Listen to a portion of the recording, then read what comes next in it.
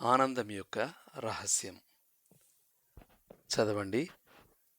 ఫిలిప్పీలకు రాసిన పత్రిక మొదటి అధ్యాయము 1 నుండి 5 వరకు.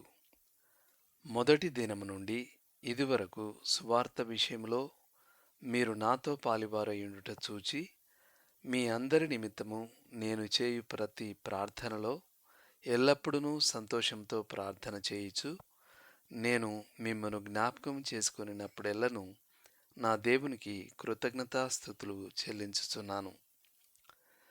ఫిలిప్పీ పత్రిక మొదటి అధ్యాయము 3, 4, 5 వచనాలు. ఫిలిప్పీ సంఘానికి పౌలు రాసిన పత్రిక ఒక మిషనరీ కృతజ్ఞత తెలిపే లేఖ. కానీ అది పౌలు యొక్క క్రైస్తవ ఆనందం యొక్క రహస్యాన్ని పంచుకోవడం కూడా. ఆ లేఖకు సంబంధించిన అసాధారణ విషయం ఇదే. అతడు ఆనందంగా ఉండడానికి ఏ కారణమూ లేనట్టు కనిపిస్తుంది. అతడు ఒక రోమన్ ఖైదీగా ఉన్నాడు. తన విషయం త్వరలో విచారణకు రానుంది. అతడు నిర్దోషిగా విడుదలవ్వచ్చు, లేదా శిరచ్ఛేదం చేయబడవచ్చు.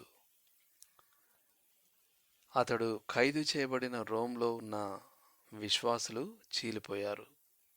కొందరు అతని పక్షం వహించారు, కొందరు అతనికి విరోధంగా నిలిచారు.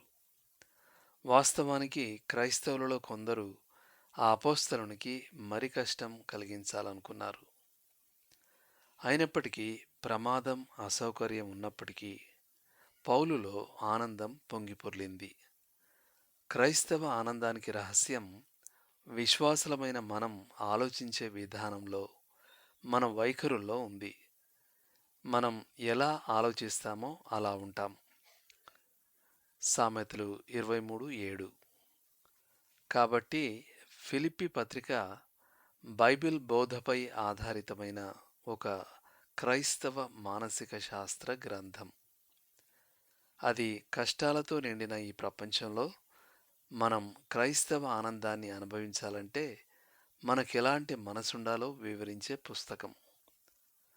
లోతుగా ఆలోచించాల్సిన విషయం. మిమ్మల్ని ఆనందం అనుభవింపకుండా అడ్డుకునే కొన్ని ప్రస్తుత పరిస్థితులు ఏవి?